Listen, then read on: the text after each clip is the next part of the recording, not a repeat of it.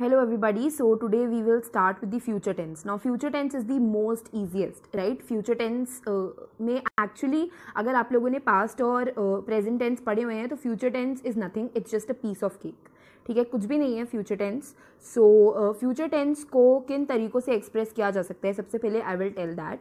तो future tense को simple present tense, present progressive tense, to be about to, be going to, इन सारे तरीक़ों से फ्यूचर टेंस को रेफ़र किया जा सकता है. Now let me tell you how. सबसे पहले मैं आप लोग को बताऊंगी कि सिंपल प्रेजेंट टेंस की हेल्प से फ्यूचर टेंस को कैसे रेफर किया जाता है. Okay, so these two sentences they are in the simple present tense. ठीक है, the meeting start at 10 AM, he goes to Delhi tomorrow. ठीक है, तो ये दोनों एक्चुअली सिंपल प्रेजेंट टेंस हैं. तो सिंपल प्रेजेंट टेंस की हेल्प से आप लोग फ्यूचर टेंस को एक्सप्रेस कर सकते हो. Okay, next, these both sentences are in the present progressive tense. What is the present progressive tense? अगर कभी भी is am are के साथ ing form of verb लगे, so that is what we call as present progressive tense. तो हमेशा अगर आप लोग को कभी भी future tense को express करना है तो आप लोग present progressive tense की help से भी कर सकते हो. For example, they are leaving for Japan next week. We are visiting the Taj on Monday. Okay? Now उसके बाद आप वर्ड बी टू या फिर टू बी वर्ड से भी एक्सप्रेस कर सकते हो फ्यूचर टेंस को. For example, we are to be in the school at 8 AM, I am to attend the meeting at 10 AM. ठीक है, सो टू बी या फिर मी टू बी या फिर बी टू, इन दोनों वर्ड से भी आप एक्सप्रेस कर सकते हो फ्यूचर टेंस को. ओके, उसके अलावा बी अबाउट टू. ठीक है, about to, basically about to को आप यूज़ कर सकते हो फ्यूचर टेंस को एक्सप्रेस करने के लिए. For example, the train is about to leave, the headmaster is about to come, the bell is about to ring. Okay, be going to. ठीक है, बी गोइंग टू का क्या मतलब हुआ? गोइंग टू से भी आप लोग एक्सप्रेस कर सकते हो फ्यूचर टेंस को. For example, she is not going to give us money, prices are going to rise, do you think it is going to rain. ठीक है, सो मैंने आप लोग को अभी तक क्या बताया, आप 5 तरीक़ों से एक्सप्रेस कर सकते हो फ्यूचर टेंस को. सबसे पहले आप लोग सिंपल प्रेजेंट टेंस की हेल्प से एक्सप्रेस कर सकते हो फ्यूचर टेंस को. आप लोग प्रेजेंट प्रोग्रेसिव टेंस की हेल्प से एक्सप्रेस कर सकते हो. ठीक है, आप लोग टू बी या फिर बी टू की हेल्प से एक्सप्रेस कर सकते हो. ठीक है, सो टू बी को तो आप लोग सिंपली टू बी लिखोगे, बी टू मतलब टू की हेल्प से आप लोग एक्सप्रेस कर सकते हो फ्यूचर टेंस को. फॉर एग्जाम्पल, यहाँ पर तो देखो सिंपली टू बी की हेल्प से एक्सप्रेस किया गया है और यहाँ पर सिर्फ टू की हेल्प से एक्सप्रेस किया गया है फ्यूचर टेंस. ओके, उसके अलावा आप लोग अबाउट टू, ठीक है, और गोइंग टू की मदद से भी एक्सप्रेस कर सकते हो फ्यूचर टेंस को. ठीक है, now we will start with some basic points. तो यहाँ पर लिखा हुआ है कि आप लोग शैल और विल मॉडल को यूज़ कर सकते हो फ्यूचर टाइम को एक्सप्लेन करने के लिए. ओके, सो शैल और विल, ठीक है, शैल और विल का मतलब सेम ही होता है, right. For example, I shall go there tomorrow, they will come here in the evening. Okay, उसके अलावा अगर आप लोग को कभी भी नेगेटिव सेंटेंसेस को एक्सप्रेस करना हो तो आप लोग को नॉट लगाना पड़ेगा विल और शैल के बाद. ठीक है, फॉर एग्जाम्पल, यहाँ पर शैल के बाद नॉट लगाया गया है, यहाँ पर विल के बाद नॉट लगाया गया है. ओके, उसके बाद अगर आप लोग को इंटेरोगेटिव सेंटेंसेस को लिखना है तो आप लोग इंटेरोगेटिव सेंटेंसेस में क्या करोगे, आप लोग को सब्जेक्ट के पहले विल या फिर शैल लगाना पड़ेगा. ठीक है, फॉर एग्जाम्पल, यहाँ पर ही सब्जेक्ट है तो आप लोग को ही के पहले विल लगाना पड़ेगा. ठीक है, यहाँ पर अगर आई सब्जेक्ट है तो आई के पहले शैल लगाना पड़ेगा. Okay, now comes the negative interrogative sentences. Negative interrogative sentences में आप लोग को इस तरीके से लिखना होता है, आप लोग को विल शैल के साथ कोई सब्जेक्ट लगाना होता है और उसके बाद आप लोग को नॉट लिखना होता है. ठीक है, तो दिस इज शैल, ठीक है, उसके बाद सब्जेक्ट और उसके बाद नॉट. इस तरीके से नेगेटिव इंटेरोगेटिव सेंटेंसेस को एक्सप्रेस किया जाता है. तो अभी तक मैंने जो भी बात करी वो मैंने जनरल फ्यूचर टेंस की बात करी. ठीक है, जनरली मैंने आप लोग को सिंपल रूल्स बताया कि किन किन फॉर्म्स में फ्यूचर टेंस को एक्सप्रेस किया जा सकता है. ठीक है, कुछ मैंने आप लोग को जनरल रूल्स बताए.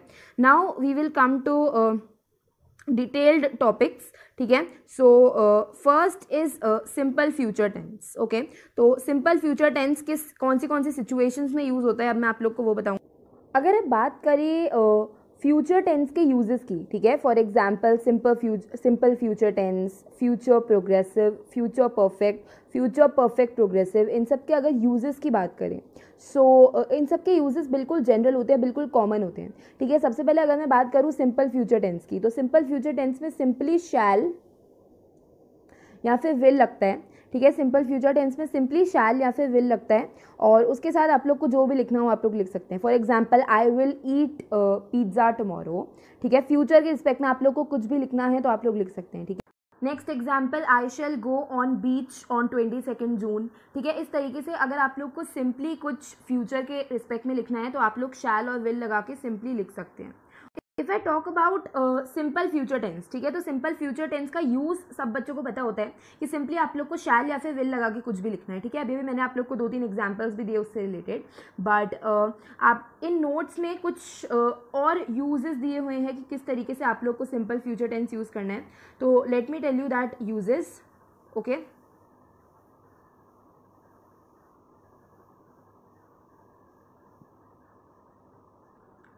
तो अगर कभी भी आप लोग को सेकंड और थर्ड पर्सन के साथ डिटर्मिनेशन, प्रॉमिस या फिर इंटेंशन ये एक्सप्रेस करना हो, ठीक है। For example you is the second person, ठीक है, he is the third person, इनके साथ अगर आप लोग को डिटर्मिनेशन, प्रॉमिस या फिर इंटेंशन एक्सप्रेस करना है तो आप लोग को सिंपल फ्यूचर टेंस यूज़ करना पड़ेगा, ठीक है। उसके अलावा अगर आप लोग को कोई ऑफर या फिर सजेशन देना है, ठीक है, shall I open the door, so this is the offer, ठीक है। Which dress shall I wear, okay, so this is a general question, ठीक है। तो इन केसेस में आप लोग को फर्स्ट पर्सन के साथ शैल और विल यूज़ करना होता है। This is what we call a simple future tense, ठीक है। उसके अलावा फर्स्ट पर्सन के साथ आप लोग विलिंग्स और डिटर्मिनेशन भी एक्सप्रेस कर सकते हैं, ठीक है। फॉर एग्जाम्पल आप लोग क्या कर सकते हैं, ठीक है, I will do it my self, okay, this is the willing, I will help you, this is the willing, ठीक है। और इस तरीके से आप लोग डिटर्मिनेशन भी एक्सप्रेस कर सकते हैं फर्स्ट पर्सन के साथ। सो यहाँ पर एक पॉइंट लिखा हुआ है, simple future tense is use to express the speaker's opinion for something to be done in future, ठीक है। We use such verbs believe, know, suppose, think. We also use adverbs such as perhaps, possibly, surely, etc. ठीक है। तो अगर आप लोग को कभी भी स्पीकर का मतलब खुद का ओपिनियन देना हो कि फ्यूचर में किसी चीज़ से रिलेटेड, ठीक है, for example we think he will reach there in time, ठीक है, तो ये आपका ओपिनियन है। तो ओपिनियन के लिए आप लोग वर्ड्स यूज़ करेंगे थिंक, बिलीव, नो, सपोज, ठीक है। एंड ऐसे वर्ड्स आप लोग ओपिनियन एक्सप्रेस करने के लिए यूज़ करते हैं। एंड उसके बाद आप लोग यहाँ पर देखो सिंपल फ्यूचर टेंस यूज़ किया हुआ है, ठीक है, will reach, okay, this is the simple future tense, ठीक है। अगर कोई भी हैबिचुअल एक्शन एक्सप्रेस करना हो, ठीक है, for example he will go to church daily, they will abuse you again and again, in cases में भी आप लोग सिंपल फ्यूचर टेंस यूज़ कर सकते हो, ठीक है। उसके अलावा कोई एक्शन जो कि होने वाला हो, simply he will come hair tomorrow, I will eat pizza tomorrow, ठीक है। सो ये जितने भी यूजेस हैं ये आप लोग को कुछ रटने की जरूरत नहीं है, these are very very general, very very common things, okay. Now comes future progressive. Future progressive किस तरीके से यूज होता है, आप लोग को शैल या फिर विल के साथ बी लगाना होता है और उसके साथ present participle form of verb, present participle मतलब कि ईडी या फिर नो, प्रेजेंट पार्टिसिपल मतलब कि आईएनजी फॉर्म ऑफ वर्ब लगाना होता है, ठीक है। So for example he shall be doing this work tomorrow, he will be going, ठीक है। तो इस केस में विल के साथ बी और उसके साथ ING form of verb. Negative sentences के केस में आप लोगों को शैल या फिर विल के बाद नॉट लगाना होता है, for example shall not, will not, okay. Interrogative sentences में आप लोग को शैल या फिर विल लगाना होता है बिफोर दी सब्जेक्ट। यहाँ पर आई सब्जेक्ट है उसके आगे शैल लगा हुआ है एंड ही सब्जेक्ट है उसके आगे विल लगा हुआ है, ओके। नेगेटिव इंटेरोगेटिव सेंटेंसेस में आप लोगों को शैल या फिर विल लगाना होता है before the subject and not लगाना होता है बिफोर बी, ठीक है। फॉर एग्जाम्पल यहाँ पर आप लोग देख सकते हैं कि शैल लगा हुआ है बिफोर द सब्जेक्ट और नॉट लगा हुआ है बिफोर बी, ठीक है। So now comes the use of future progressive tenses. सो यहाँ पर ये चीज गलत लिखी हुई है, this is the use of future progressive, future progressive, ठीक है। तो फ्यूचर प्रोग्रेसिव का यूज क्या होता है, अगर आप लोग को फ्यूचर में किसी एक्शन के बारे में बताना हो किसी टाइम पीरियड में, ओके। सो बेसिकली अगर आप लोग को फ्यूचर में किसी भी चीज़ के प्रोग्रेस के बारे में बताना होगा, ठीक है। सो फ्यूचर में we will be playing cricket, ठीक है। तो मैंने आप लोगों को बताया था कि पास्ट में किसी चीज़ के प्रोग्रेस को आप लोग कैसे लिखते हैं कि वी वर प्लेइंग, ठीक है। इस तरीके से आप लोग पास्ट में किसी चीज़ के प्रोग्रेस के बारे में लिखते हैं, मतलब कि पास्ट में जो प्लेइंग का एक्शन है ये कंटिन्यू हो रहा था। आप लोग को फ्यूचर प्रोग्रेसिव में किस तरीके से लिखना है, अगर आप लोग को फ्यूचर के किसी एक्शन के कंटिन्यूस नेचर के बारे में बताना है, ठीक है। So for example from 5 to 6 PM we will be playing tomorrow, ठीक है। तो फ्यूचर में ये जो एक्शन है ये कंटिन्यू होगा, ठीक है। सो उस केस में आप लोगों को यूज़ करना होता है फ्यूचर प्रोग्रेसिव, ओके। नाउ उसके अलावा अगर आप लोगों को कोई एक्शन के बारे में बताना हो जो कि रेगुलरली परफॉर्म होता हो, ठीक है, नॉर्मल सिचुएशंस में रोज कंटिन्यूसली परफॉर्म होता हो, ठीक है। For example the air conditioner will be running in the month of June, ठीक है। तो ये नॉर्मल सिचुएशंस में भी ऐसे ही होता है। तो अगर आप लोग को नॉर्मल सिचुएशंस को एक्सप्रेस करना हो तो उस केस में भी आप लोग को फ्यूचर प्रोग्रेसिव टेंस का यूज़ करना होता है। Now comes future perfect tense. तो फ्यूचर परफेक्ट टेंस किस तरीके से डिनोट किया जाता है, सबसे पहले आप लोग को लिखना होता है शैल या फिर विल, उसके बाद आप लोग को हैव लगाना होता है, उसके बाद आप लोग को past participle form of verb लगाना होता है, ठीक है। For example we shall have reached there, ठीक है। तो इसमें सबसे पहले देखो शैल लिखा हुआ है, उसके बाद हैव लिखा हुआ है, उसके बाद past participle form of verb. Past participle form of verb मतलब कि जिसके पीछे ईडी या फिर ईएन हो, ठीक है। ही will have done this work, ठीक है। तो इसमें will plus have plus past participle form of verb, ठीक है। नेगेटिव सेंटेंसेस को आप लोग को कैसे लिखना होता है, आप लोगों को शैल या फिर विल और हैव के बीच में नॉट लगाना होता है, ठीक है। इस सेंटेंस में देखो शैल के बाद नॉट और उसके बाद हैव, ठीक है। तो आप लोग को बेसिकली विल और हैव के बीच में नॉट लगाना होता है या फिर शैल और हैव के बीच में नॉट लगाना होता है, ठीक है। इंटेरोगेटिव सेंटेंसेस में आप लोग को क्या करना होता है, आप लोगों को शैल या फिर विल लगाना होता है बिफोर दी सब्जेक्ट, ठीक है। यहाँ पर सब्जेक्ट है वी या फिर ही, तो आप लोग को शैल या फिर विल लगाना है बिफोर दी सब्जेक्ट, ओके। सो उसके बाद आता है negative interrogative sentences. Negative interrogative sentences में आप लोग को शैल या फिर विल लगाना होता है बिफोर दी सब्जेक्ट और नॉट लगाना होता है आफ्टर दी सब्जेक्ट, ठीक है। सो यहाँ पर we is the subject, we के पहले शैल है और वी के बाद नॉट है, ठीक है। सो इस तरीके से आप लोग को यूज़ करना होता है future perfect tense. Now future perfect tense किस तरीके से यूज़ होता है वो तो मैंने आप लोग को बता दिया। फ्यूचर परफेक्ट टेंस कौन सी सिचुएशंस में यूज़ होता है, let me tell you that. Future perfect tense उन सिचुएशंस में यूज़ होता है जब आप लोग को कोई भी ऐसा एक्शन बताना हो जो कि फ्यूचर में किसी टाइम पे खत्म हो रहा हो, ठीक है। For example they will have reached the station in half an our, ठीक है। सो ये जो एक्शन है ये फ्यूचर में हाफ एन आवर में खत्म हो जाएगा, ठीक है। For example reaching the station, ठीक है, reaching the station is an action, ये फ्यूचर में हाफ एन आवर में खत्म हो जाएगा। We will have finished his homework by this time, ठीक है। तो फ्यूचर में इस टाइम तक वो लोग होमवर्क खत्म कर देंगे। तो अगर आप लोग को कभी भी ऐसा डिनोट करना हो कि फ्यूचर में किसी टाइम पीरियड तक कोई एक्शन खत्म हो रहा हो, ठीक है, तो उन सिचुएशन में आप लोग को फ्यूचर परफेक्ट टेंस यूज़ करना होता है, ठीक है। उसके अलावा अगर आप लोग को स्पीकर्स के बिलीफ एक्सप्रेस करने हो, ठीक है, for example she will have read the Tempest, ठीक है। अब यहाँ पर जो स्पीकर है वो बिलीव कर रहा है कि भाई उसने ये बुक टेम्पेस्ट पढ़ी ही होगी, तो उन सिचुएशंस में भी आप लोग को फ्यूचर परफेक्ट टेंस यूज़ करना होता है, ठीक है। उसके अलावा ही will have known the Sharma's, ठीक है। सो इस सिचुएशन में जो स्पीकर है वो ये बिलीव करता है कि भाई वो शर्मास को जानते ही होगा, तो ऐसी सिचुएशंस में भी आप लोगों को फ्यूचर परफेक्ट टेंस यूज करना होता है। Now comes the future perfect progressive tense. Future perfect progressive tense किस तरीके से यूज होता है, आप लोग को लिखना होता है शैल या फिर विल, उसके साथ आप लोग को हैव बीन लगाना होता है और उसके साथ present participle form of verb that is ING form of verb लगाना होता है, ठीक है। For example she will have been cooking now, I shall have been preparing for my examination, ठीक है। नेगेटिव सेंटेंसेस के बीच में आप लोग को शैल विल और हैव के बीच में नॉट लगाना होता है। इंटेरोगेटिव सेंटेंसेस में आप लोग को शैल विल लगाना होता है बिफोर दी सब्जेक्ट, ठीक है। यहाँ पर सब्जेक्ट आई है तो आप लोगों ने शैल लगा दिया before the subject, okay. Negative interrogative sentences में आप लोग को शैल या फिर विल लगाना होता है बिफोर दी सब्जेक्ट और नॉट लगाना होता है आफ्टर द सब्जेक्ट, ठीक है। For example these are the negative interrogative sentences. यहाँ पर सब्जेक्ट है शी, तो शी के पहले आप लोगों ने विल लगाया, ठीक है, शी के बाद आप लोगों ने नॉट लगाया, ठीक है। तो ऐसी नेगेटिव इंटेरोगेटिव सेंटेंसेस में इस तरीके से आप लोग को फ्यूचर परफेक्ट प्रोग्रेसिव यूज करना होता है। नाउ फ्यूचर परफेक्ट प्रोग्रेसिव कौन सी सिचुएशंस में यूज होता है, let me tell you that. Future perfect progressive tense आप लोग उन सिचुएशंस में यूज़ करते हो जब आप लोग को ये एक्सप्रेस करना होता है कि कोई एक्शन फ्यूचर में सर्टेन टाइम तक चलेगा और उसके बाद वो फ्यूचर में खत्म हो जाएगा, ठीक है। For example I shall have been completing my studies, ठीक है।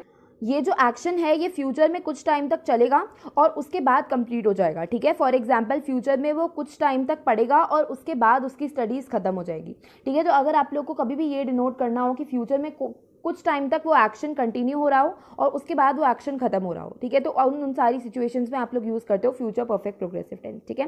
फ्यूचर परफेक्ट प्रोग्रेसिव और फ्यूचर परफेक्ट टेंस में काफ़ी बच्चे कंफ्यूज हो जाते हैं। फ्यूचर परफेक्ट प्रोग्रेसिव में आप लोग को ये डिनोट करना होता है कि भाई कोई एक्शन फ्यूचर में कुछ टाइम तक चलेगा और उसके बाद कंटिन्यू हो जाएगा, right. While as in the case of future tense while in the case of future perfect tense आप लोग कुछ भी कंटिन्यूएशन से रिलेटेड नहीं मेंशन करते हो, ठीक है। फ्यूचर परफेक्ट प्रोग्रेसिव टेंस में आप लोग कंटिन्यूएशन से रिलेटेड मेंशन करते हो, ठीक है। फॉर एग्जांपल यहाँ पर आप लोगों ने मेंशन करा कि भाई ये जो स्टडीज़ हैं ये कुछ टाइम तक कंटिन्यू होगी और उसके बाद एंड होगी, ठीक है। लेकिन अगर मैं बात करूँ फ्यूचर परफेक्ट टेंस की, तो फ्यूचर परफेक्ट टेंस में कुछ भी कंटिन्यूएशन से रिलेटेड मेंशन नहीं होता। सिर्फ आप लोग को ये मेंशन करना होता है कि भाई वो जो एक्शन है वो इस टाइम पीरियड तक खत्म हो जाएगा, ठीक है। For example he will have finished his homework by this time. Okay, so future perfect और फ्यूचर परफेक्ट प्रोग्रेसिव टेंस में काफ़ी बच्चों को डाउट होता है। आई होप अभी तक आप लोग का वो डाउट क्लियर हो गया होगा।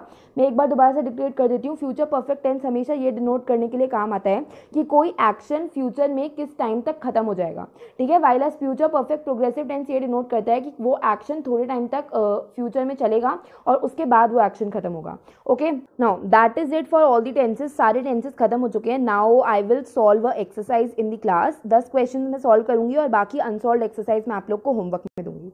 First question, the police dash 4 thieves last night, ठीक है। अब इस सिचुएशन में आप लोग के पास दो ऑप्शन है। कभी भी अगर आप लोग को पास्ट टेंस एक्सप्रेस करना होता है तो आप लोग के पास दो ऑप्शन होते हैं। Okay, wait let me open that. Okay, पहला ऑप्शन आप लोग के पास होता है कि आप लोग सिंपल पास्ट, ठीक है, सिंपल पास्ट लिख लें। दूसरा ऑप्शन आप लोग के पास होता है कि आप लोग प्रेजेंट परफेक्ट लिख सकते हैं, ठीक है। लेकिन प्रेजेंट परफेक्ट आप लोग सिर्फ उन्हीं सिचुएशंस में लिखते हैं जहाँ पर हैव दिया हुआ हो। क्या इस क्वेश्चन में हैव दिया हुआ है? इस क्वेश्चन में हैव नहीं दिया हुआ है, तो आप लोग सिंपली सिंपल पास्ट लिख दोगे, ठीक है। फॉर एग्जाम्पल आप लोग यहाँ पर लिख दोगे caught. Okay, so second question, I was dash food when he came in. तो मैंने आप लोग को बताया था अगर आप लोग को कभी भी ऐसे डिनोट करना हो कि पास्ट में कोई एक्शन कंटिन्यू हो रहा हो तो आप लोग पास्ट प्रोग्रेसिव यूज़ करते हो, आप लोग वॉज और ING form of verb use करते हो। तो इस सेंटेंस में आप लोग को यही डिनोट करना है कि भाई पास्ट में जो कुकिंग का एक्शन है कंटिन्यू हो रहा हो, तो आप लोग लिखोगे past was cooking. Okay, next, it dash since 9 o'clock, ठीक है। अब मैंने आप लोग को बताया था कि अगर आप लोग को कभी भी ऐसा एक्शन डिनोट करना हो जिसके अंदर आप लोग को बताना हो कि भाई कोई एक्शन पास्ट में स्टार्ट हुआ हो और अभी तक, यानी कि जब तक आप लोग सेंटेंस बोल रहे हो तब तक वो एक्शन कंटिन्यू हो रहा हो, तो ऐसी सिचुएशंस में आप लोग यूज़ करते हो पास्ट परफेक्ट प्रोग्रेसिव, ठीक है। तो आप लोग पास्ट परफेक्ट प्रोग्रेसिव को किस तरीके से यूज़ करते हो? आप लोग लिखोगे आई हैव बीन राइटिंग, ठीक है।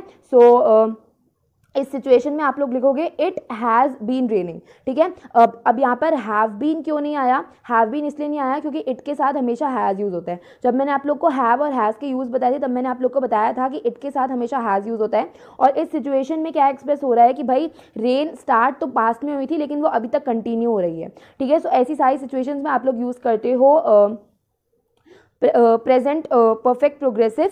सो इस सिचुएशन में आप लोग यूज़ करोगे प्रेजेंट परफेक्ट प्रोग्रेसिव, आप लोग लिखोगे it has been raining. Okay, so it certainly dash my colleague if I had been there. So ये जो फोर्थ सेंटेंस है this is not of tenses, ये टेंसेस का क्वेश्चन नहीं है, इसके अंदर मॉडल्स भी यूज़ हुआ है तो इसको स्किप कर दो। Fifth question, stars dash in the night at stars dash in the sky at night, ठीक है। सो ये जो है this is the fact, this is the truth. तो ट्रुथ के केस में आप लोग सिंपल प्रेजेंट टेंस यूज करते हो तो आप लोग इसमें लिख दोगे twinkle. Okay, all the students dash the class work when the teacher came in, ठीक है। सो मैंने आप लोग को बताया था कि अगर आप लोग को कभी भी डिनोट करना हो कि भाई पास्ट में कोई एक्शन कंटिन्यू हो रहा हो तो उस केस में आप लोग यूज करते हो पास्ट प्रोग्रेसिव टेंस, ठीक है। यहाँ पर क्योंकि बहुत सारे बच्चे हैं, एक बच्चा नहीं है, तो आप लोग वॉज नहीं वर यूज करोगे, तो आप लोग लिखोगे वर डूइंग, ठीक है। अगर एक बच्चा होता तो आप लोग लिखते was doing. Okay, Mahesh dash tomorrow from Patna. Okay, so this is the simple future tense, आप लोग यहाँ पर विल कम लिखोगे। Okay, now comes the patient dash before the doctor came, ठीक है। तो मैंने आप लोग को बताया था कि अगर कभी भी आप लोग को ऐसी चीज़ डिनोट करनी हो कि पास्ट में कोई एक्शन कंप्लीट हो गया हो, ठीक है। फॉर एग्जाम्पल पास्ट में इन दोनों का डाइवोर्स हो गया हो, उसके बाद कोई इंसान आया, ठीक है। पास्ट में ये लोग झगड़ के बैठे हो, ठीक है, उसके बाद उनकी मम्मा आई, ठीक है। इस तरीके से अगर आप लोग को ऐसे कुछ डिनोट करना हो कि भाई पास्ट में कोई एक्शन स्टार्ट हो गया हो और उसके बाद पास्ट में कोई एक्शन किया गया हो, तो ऐसी सारी सिचुएशन में आप लोग यूज़ करते हो पास्ट परफेक्ट टेंस, ठीक है। तो इस सिचुएशन में पेशेंट सो इस सिचुएशन में जब पेशेंट मर गया, ठीक है, उसके बाद डॉक्टर आया, ठीक है, तो पास्ट में दो चीज़ें हुई, सबसे पहले पेशेंट मर गया, उसके बाद डॉक्टर आया, तो आप लोग यूज़ करोगे past perfect tense, that is आप लोग लिखोगे had plus past participle form of verb, that is had died. Okay, next, I saw the policeman dash the thieves, ठीक है, सो ये एक्शन पास्ट में कंटिन्यू हो रहा है, तो आप लोग यूज करोगे पास्ट प्रोग्रेसिव टेंस, तो आप लोग लिखोगे the policeman were chasing the thieves, ठीक है, तो यहाँ पर क्योंकि पुलिस मैन नहीं है, पुलिस मैन है, ठीक है, पुलिस मैन एक नहीं है, पुलिस मैन बहुत सारे हैं, तो इसलिए आप लोग वर यूज करोगे। Okay, so he is a very rude person, I dash him, I won't help him, ठीक है, नॉट की जगह आप लोग वोंट लगा दोगे, this is not a question of tenses, but या कर लिया। सो नाउ कम्स दीज 10 क्वेश्चंस। देखो सॉल्व एक्सरसाइज मैंने करवा दी, अनसॉल्व एक्सरसाइज आप लोग को खुद को करनी है, so please make sure to complete this exercise and that is it for tenses. Tenses इतना ही था। ये एक्सरसाइज अगर आप लोग कर लोगे तो आप लोग को टेंसेस के सारे कॉन्सेप्ट क्लियर हो जाएंगे। For example water dash on heating, ठीक है, सो this is a fact, this is a truth, and आप लोग इसके अंदर सिंपली लिख दोगे इवेपोरेट्स, ठीक है। सो एक मैंने कराई दिया 10 में से, तो please make sure to solve all of these. ये अगर आप लोग सारे कर दोगे तो टेंसेस के सारे कॉन्सेप्ट्स क्लियर हो जाएंगे। So in next class we will start with modals और रिलेटिव क्लॉजेज। मैं वो नेक्स्ट क्लास में ही डिसाइड करूंगी क्या स्टार्ट कराना है। सो या thank you and have a nice day. Please make sure कि आप लोग टेंसेस ढंग से कर लें। Okay, thank you and have a nice day, bye.